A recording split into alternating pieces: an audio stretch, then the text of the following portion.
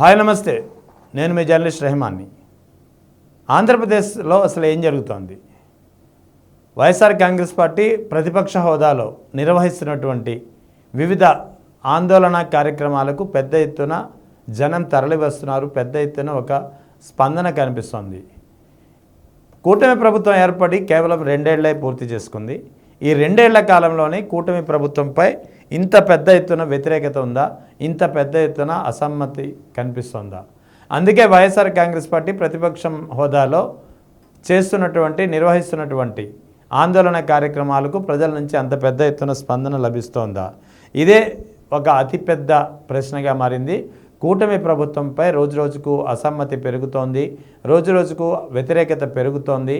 అందుకే వైసీపీ తలపెడుతున్నటువంటి కార్యక్రమాలకు పెద్ద ఎత్తున జనం నుంచి స్పందన లభిస్తోందనే వాదన గట్టిగా వినిపిస్తోంది.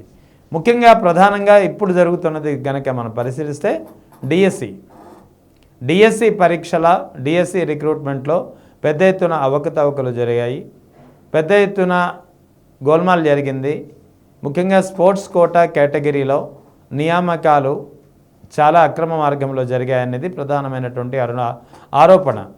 దీనికి సంబంధించి ముందుగా ఈ అంశాన్ని తీసుకొచ్చింది డిఎస్సి బాధితులే. ఆ తర్వాత వైఎస్ఆర్ కాంగ్రెస్ పార్టీ దీన్ని ఒక ప్రధానమైనటువంటి ప్రచారాస్త్రంగా మలుచుకుంది. పెద్ద ఎత్తున 3 రోజుల నుంచి ఏకంగా 3 రోజుల నుంచి రాష్ట్ర వ్యాప్తంగా అన్ని నియోజకవర్గాల్లో ప్రదర్శనలు, నిరసన కార్యక్రమాలు నిర్వహిస్తోంది. ఈ నిరసన కార్యక్రమాలు ఏదో అరగంట లేదా గంట జరగడం లేదు, 3-4 గంటలు కంటిన్యూగా జరుగుతున్నాయి. ప్రతి నియోజకవర్గంలోనూ రాష్ట్రంలో 3-4 గంటలు కంటిన్యూగా జరుగుతున్నటువంటి ఆందోళన కార్యక్రమాల్లో జనం పెద్ద ఎత్తున తరలి వస్తూ కనిపిస్తుండడం అనేది నిజంగా కూటమి ప్రభుత్వానికి చెమటలు పట్టిస్తోంది.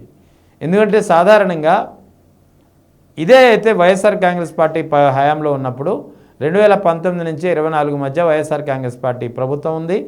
ఆ సమయంలో 4వ ఏట దాటిన తర్వాతే, అంటే వైఎస్ఆర్ కాంగ్రెస్ పార్టీ ప్రభుత్వంలో అధికారంలోకి వచ్చిన తర్వాత 4వ ఏట మాత్రమే అప్పటి ప్రతిపక్షంగా ఉన్నటువంటి తెలుగుదేశం నిర్వహించినటువంటి కార్యక్రమాలకు పెద్ద ఎత్తున జనం నుంచి స్పందన కనిపించడం ప్రారంభమైంది. కానీ ఇక్కడ మాత్రం అందుకు పూర్తిగా వ్యతిరేకమైనటువంటి సీన్ కనిపిస్తుంది. కేవలం 2 ఏళ్ళు అయింది కూటమి ప్రభుత్వం ఏర్పడి, ఇంకా 3 ఏళ్ళు పరిపాలన సాగించాల్సి ఉంది. సో ఇప్పటి నుంచే వైసీపీ తలపెడుతున్నటువంటి ప్రతి కార్యక్రమానికి జనం పెద్ద ఎత్తున ఎందుకు తరలి వస్తున్నారు అనే ప్రశ్న మాత్రం కూటమి ప్రభుత్వాన్ని వెంటాడి మరీ వేధిస్తోంది. ఎందుకు అంటే కేవలం 2 ఏళ్ళు అయింది, ఇంకా 3 ఏళ్ళు పాలించాల్సి ఉంది. అయినా ఇప్పటి నుంచే వైసీపీ ఒక క్యాంపెయినింగ్ తలెత్తితే ప్రజల నుంచి ఇంత స్పందన ఎందుకు వస్తుంది? అంటే కూటమి ప్రభుత్వంపై వ్యతిరేకత అంతలా ఉందా? అంటే కూటమి ప్రభుత్వ విధానాలపై ప్రజల్లో అసమ్మతి అంతగా రాజుకుందా? ఇదే అతి ప్రధానమైనటువంటి ప్రశ్న కూటమి ప్రభుత్వ నేతల్ని వెంటాడుతూ వేధిస్తున్నటువంటి పరిస్థితి. సో దీనికి సంబంధించి డిఎస్సికి సంబంధించి గత 3 రోజులుగా వివిధ నియోజకవర్గాల్లో పెద్ద ఎత్తున కార్యక్రమాలు జరుగుతున్నాయి. ముఖ్యంగా భారీ ర్యాలీలు కూడా, అంటే 3 రోజుల పాటు కంటిన్యూగా ఒక నిరసన కార్యక్రమాలు నిర్వహించినటువంటి వైఎస్ఆర్ కాంగ్రెస్ పార్టీ ఆ తర్వాత ఒక రోజు గ్యాప్ ఇచ్చి 5వ రోజు పెద్ద ఎత్తున భారీ ర్యాలీ నిర్వహించింది. ఈ ర్యాలీకి కూడా అశేషమైనటువంటి స్పందన లభించింది. పెద్ద ఎత్తున జనం తరలి వచ్చారు. ముఖ్యంగా నీట్ యూజీ ప్రశ్నాపత్రం లీకేజ్కు వ్యతిరేకంగా జంతర్ మంతర్ వద్ద జెన్జీ చేసినటువంటి ఉద్యమం, ముఖ్యంగా కాక్రోచ్ జనతా పార్టీ ఆధ్వర్యంలో కనిపించినటువంటి ఉద్యమం ఏదైతే ఉందో ప్రధానమైనటువంటి డిమాండ్ కేంద్ర మంత్రి ధర్మేంద్ర ప్రధాన్ రాజీనామా చేయాలనేది. సో లాస్ట్కి కాక్రోచ్ జనతా పార్టీ నేతృత్వంలో జెన్జీ చేసినటువంటి ఉద్యమానికి నీట్ యూజీ ప్రశ్నపత్రం లీకేజ్కు నిరసనగా నైతిక బాధ్యత వహిస్తూ కేంద్ర మంత్రి ధర్మేంద్ర ప్రధాన్ రాజీనామా చేయక తప్పని పరిస్థితి ఏర్పడింది. సో ఇక్కడ కూడా ఆంధ్రప్రదేశ్లో డిఎస్సిలో జరుగుతున్నటువంటి అవకతవకలు, స్పోర్ట్స్ కేటగిరీలో జరిగినటువంటి అక్రమాలు, వీటికి నైతిక బాధ్యత వహిస్తూ రాష్ట్ర విద్యాశాఖ మంత్రి నారా లోకేష్ రాజీనామా చేయాలనేది వైఎస్ఆర్ కాంగ్రెస్ పార్టీ నుంచి వస్తున్నటువంటి ప్రధానమైనటువంటి డిమాండ్. ఈ డిమాండ్ నెరవేరే వరకు, ఈ డిమాండ్ ప్రకారం లోకేష్ రాజీనామా చేసే వరకు తమ ఆందోళన డిఎస్సికు వ్యతిరేకంగా తమ ఆందోళన ఆగేది లేదని వైఎస్ఆర్ కాంగ్రెస్ పార్టీ పదే పదే చెబుతోంది.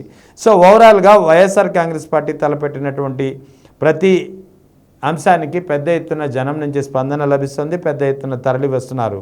సో ఇది కేవలం ఇవాళ జరిగినటువంటి డిఎస్సి ఇష్యూనే కాదు, గతంలో కూడా మెడికల్ కళాశాలల ఇష్యూ అందరికీ గుర్తే ఉంటుంది.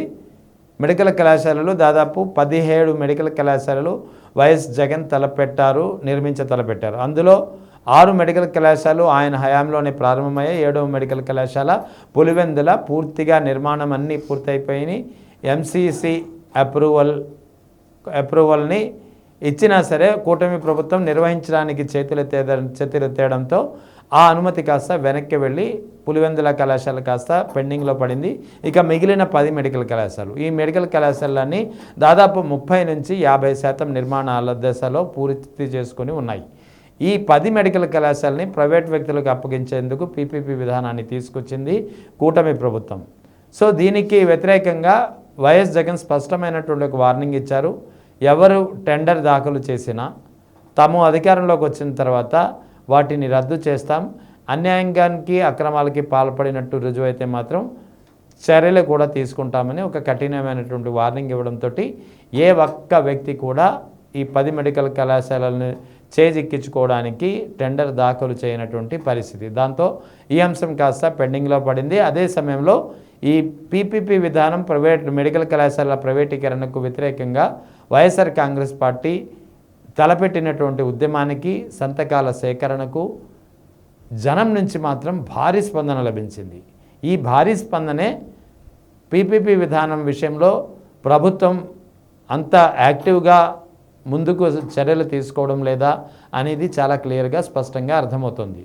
సో ఇది పీపీపీ విధానం కావచ్చు, ఆ తర్వాత అమరావతికి సంబంధించినటువంటి రైతుల ఇష్యూ కావచ్చు, ఇటు పొగాకు రైతుల ఇష్యూ కావచ్చు, ఆక్వా రైతుల ఇష్యూ కావచ్చు, మిర్చి రైతుల ఇష్యూ కావచ్చు, మొక్కజొన్న రైతుల ఇష్యూ కావచ్చు, పత్తి రైతుల ఇష్యూ కావచ్చు, ఉత్తరాంధ్రలో జరిగినటువంటి జగన్ పర్యటన కావచ్చు, ఇటీవల పొగాకు రైతుల ఇష్యూని అడ్రస్ చేయడానికి దేవరపల్లి పర్యటన కావచ్చు. ఈ పర్యటనలన్నీ వైఎస్ జగన్ తలపెట్టినటువంటి పర్యటన, భీమవరం పర్యటన కావచ్చు, అన్ని పర్యటనలకు జనం పెద్ద ఎత్తున పోటెత్తుతున్నారని చెప్పాలి. జనం నుంచి ఒక విధమైనటువంటి యాక్టివ్ కనిపిస్తోంది. అంటే ఇక్కడ ఏదో జనాన్ని ఇక్కడ తరలించేశారు వైఎస్ఆర్ కాంగ్రెస్ పార్టీ అని చెప్పడానికి లేదు. తరలించిన జనంలో స్పందన ఏమాత్రం ఎప్పుడు ఉండదు, ఎక్కడా ఉండదు. ఆ జనం సభలకు హాజరయ్యే జనాన్ని చూస్తే, ఆ జనంలో ఉన్నటువంటి జనం మూడుని చూస్తే, ఆ జనం యాక్టివ్గా ఉన్నారా లేదా నిస్తేజంగా ఉన్నారా అన్నది చూస్తే తరలించిన జనమా, స్వచ్ఛందంగా తరలి వచ్చిన జనమా అనేది చాలా స్పష్టంగా అర్థం చేసుకోవచ్చు. ఇక్కడ జగన్ పర్యటనలో కానీ వైఎస్ఆర్ కాంగ్రెస్ పార్టీ తల పెడుతున్నటువంటి ఆందోళన కార్యక్రమాలు కానీ తరలి వస్తున్నటువంటి జనం చూస్తే మాత్రం ఖచ్చితంగా జనంలో నుంచి ఒక స్పందన, జనం చాలా యాక్టివ్గా పాల్గొంటున్నారు. అంటే ఇక్కడ యాక్టివ్గా జనం పాల్గొంటున్నారు అంటే కూటమి ప్రభుత్వంపై వ్యతిరేకత ఏ స్థాయిలో ఉందో దీనికి ఒక నిదర్శనంగా చెప్పాలి. కేవలం 2 ఏళ్ల కూటమి ప్రభుత్వ పాలనకే కూటమి ప్రభుత్వంపై ఇంత పెద్ద స్థాయిలో వ్యతిరేకత కనిపిస్తోంది అంటే ఇక రానున్న 3 ఏళ్లలో ఈ వ్యతిరేకత, ఈ అసమ్మతి మరింతగా పెరుగుతుంది అనేది ఒక ప్రధానమైనటువంటి అంశంగా మారింది. మొత్తానికి కూటమి ప్రభుత్వానికి మాత్రం ముచ్చెమట్లు పట్టిస్తోంది వైఎస్ఆర్ కాంగ్రెస్ పార్టీ. ప్రధాన ప్రతిపక్షంగా తన వంతు పాత్ర పోషిస్తూ పెద్ద ఎత్తున ఆందోళన కార్యక్రమాలు నిర్వహిస్తుంటే జనం నుంచి మాత్రం అంతకు మించినటువంటి స్పందన లభించడం కూటమి ప్రభుత్వానికి ఒక షాక్ అని చెప్పాలి.